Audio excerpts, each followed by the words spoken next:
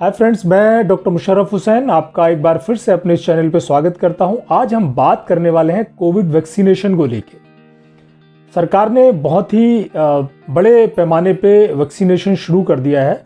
अभी health care workers को, doctors को, फ्रंट लाइन हॉस्पिटल के स्टाफ को वैक्सीन लगना शुरू हो गए।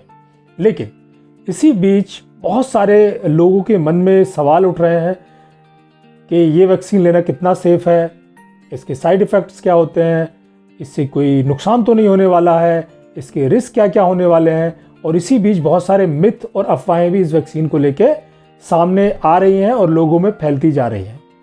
तो ये सब जानने के लिए दोस्तों मेरे साथ इस वीडियो में बने रहिएगा कि ये आपके लिए वैक्सीन लेना ज़रूरी है या नहीं है। मगर शुरुआत करने से पहले मैं आपको बता दूं कि कोविड वैक्सीन एक्चुअल में है क्या। तो कोविड वैक्सीन जो है वो अलग अलग कंपनीज़ ने बनाई है। हिंदुस्तान में भी कोविड वैक्सीन डेवलप हुई है, जिसमें कोविशील्ड, कोवैक्सीन, इस तरह के वैक्सीन जो है वो बाज़ार में आ गए और अभी लगना शुरू हो गए। अब सवाल उठता है कि इसके लिए एलिजिबल कौन है। एलिजिबिलिटी क्राइटेरिया ये है कि 18 साल से ऊपर के लोग इस वैक्सीन को लेने के लिए एलिजिबल हैं। लेकिन इस वैक्सीन को ले कौन नहीं सकता है, ये भी बहुत जानने के लिए एक ज़रूरी सवाल है। तो एक्चुअल में जो प्रेग्नेंट वुमेन या लैक्टेटिंग वुमेन यानी कि दूध पिलाने वाली जो माताएं हैं, उनको इस वैक्सीन को लेने से अभी तक के लिए मना किया गया है, क्योंकि उन पे इस तरह का कोई ट्रायल नहीं किया गया है।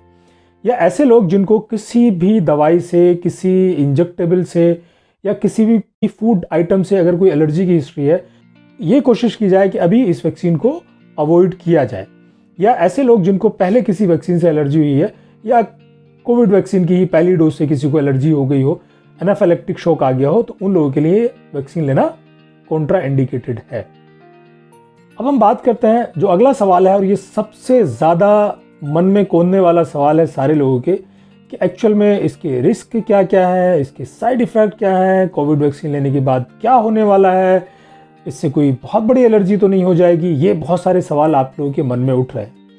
तो कोविड वैक्सीन से जो रिएक्शन या उसके साइड इफ़ेक्ट या आफ्टर इफ़ेक्ट या रिस्क फैक्टर्स हैं, वो क्या क्या है, उसको हम 3 कैटेगरी में रख सकते हैं। जो बहुत कॉमन है, कुछ कॉमन है और कुछ अनकॉमन है।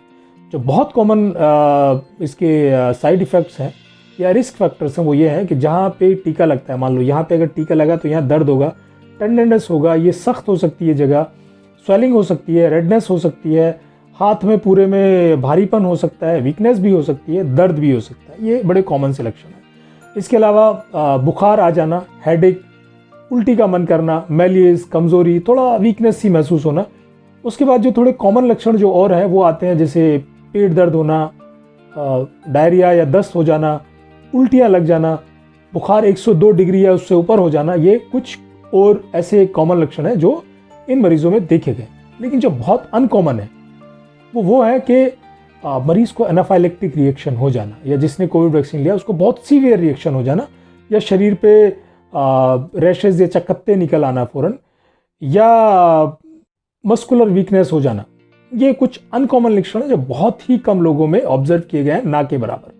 अब बात आती है कि इसको लेना कैसे है, इसकी कितनी डोजेज़ हैं। तो एक्चुअल में ये जो इंजेक्शन है, जैसे यहाँ मांस में दिया जाता है, हाथ में डेल्टोइड मसल में, और इसकी 2 डोजेज़ रिकमेंडेड की गई हैं। पहली डोज लेने के 4 से 6 हफ्ते के बाद दूसरी डोज रिकमेंडेड है।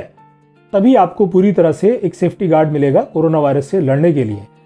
अदरवाइज अगर आप एक ही डोज लेके छोड़ देते हैं तो आप पूरी तरह से सिक्योर या सेफ नहीं होंगे, क्योंकि पूरी तरह से जो एंटीबॉडीज़ हैं वो बनने में कुछ 4 हफ्ते का समय लग जाता है, वो भी सेकेंड डोज के बाद। तो इसलिए आपको दोनों डोजेज लेना ज़रूरी है।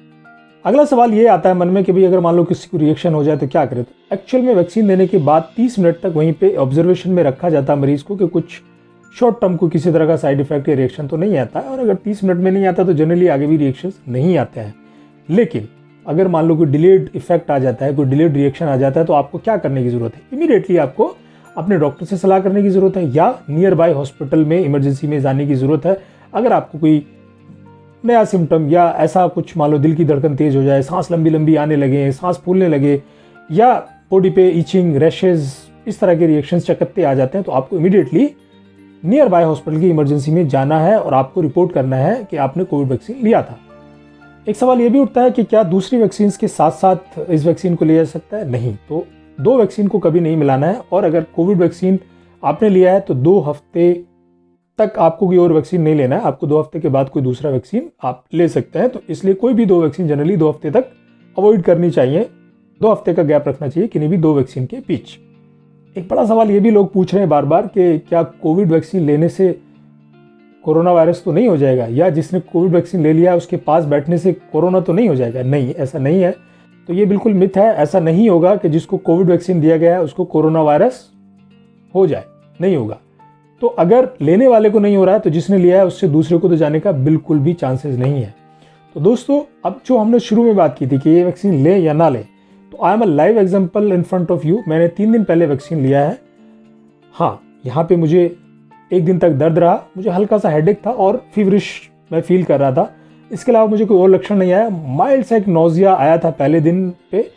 तो जो मेरा एक्सपीरियंस ये कहता है कि इस वैक्सीन को लेने में एज सच उतना बड़ा कोई नुकसान मुझे नहीं दिख रहा है। जैसे लोग बड़ी बड़ी बातें कर रहे हैं, भ्रम फैला रहे हैं कि इस वैक्सीन को लेने से जान जा सकती है, पैरालाइज हो सकता है, ये हो जाएगा, वो हो जाएगा। ऐसा नहीं है। जितने भी ग्रुप ऑफ लोगों को मैंने वैक्सीन लगाते हुए देखा है, हाँ सिम्टम्स आए हैं, किसी में एलर्जिक रिएक्शन भी हुआ है, माइल्ड हुए हैं, किसी को बुखार भी आया है, किसी को 102 बुखार भी हुआ है, किसी को वॉमिटिंग भी आया है, किसी को बॉडी भी हुआ है। लेकिन कोई ऐसी फैटल इमरजेंसी नहीं हुई है या नहीं देखी है अभी हमने अपने पूरे ग्रुप में जिन लोगों को वैक्सीन दिए गए हैं कि जिससे किसी को बहुत बड़ा नुकसान हुआ हो। तो मेरे हिसाब से ये वैक्सीन लेना अभी सेफ है। हाँ, दूर दराज 6 महीने, साल भर, 10 साल बाद इसके क्या इफेक्ट आते हैं शायद वो स्टडी नहीं है, तो अभी हम कह भी नहीं सकते। But yes, at this point of time short term में किसी भी तरह की कोई बैड इफेक्ट नहीं हुए हैं। हम बाकी वैक्सीन लेते हैं, उनसे भी कुछ रिएक्शंस होती हैं। और अगर किसी को एनाफाइलेक्टिक रिएक्शन होना होगा तो वो किसी भी चीज़ से हो सकता है। वो किसी खाने की चीज़ से भी हो सकता है, मूंगफली से हो सकता है, खीरे से हो सकता है, भिंडी से हो सकता है, नॉन वेज लोग खाते हैं उससे हो सकता है। तो अगर उनसे एनाफाइलेक्टिक रिएक्शन हो सकते हैं, यानी उनसे सीवियर एलर्जी हो सकती है, तो किसी वैक्सीन से भी हो सकती है। आप एक पैरासीटामोल खाते हैं, आप एक कॉम्बिफ्लैम खाते हैं, उससे भी तो आपको रिएक्शन हो सकता है। तो ये रिस्क फैक्टर तो हर एक चीज़ के साथ है, आपके खाने की चीज़ के साथ भी है या दवाई के साथ भी है। जो आप दवाइयाँ खाते हैं, कोई डॉक्टर नहीं जानता कि किसको किस चीज़ से एलर्जी होने वाली होती है, लेकिन कई बार दवाइयों से भी, जो रूटीन की दवाइयाँ, उनसे भी एलर्जीज होते देखे और फैटल एलर्जीज होते देखे हैं। तो इसलिए घबराने की ज़रूरत नहीं है, उतना फियर करने की ज़रूरत नहीं है, उतना पैनिक क्रिएट करने की ज़रूरत नहीं है। वैक्सीन आप ले और अपने आप को बचाएं। तो जो आज हम कर रहे हैं, 2 गज दूरी और मास्क है ज़रूरी, तो इससे बचने के लिए आपको वैक्सीन लेना है ज़रूरी। तो दोस्तों, मुझे उम्मीद है आपको ये वीडियो पसंद आया होगा। अगर आपको ये वीडियो पसंद आया तो इसको शेयर करें, लाइक करें और मेरे चैनल को सब्सक्राइब करना ना भूलें। धन्यवाद।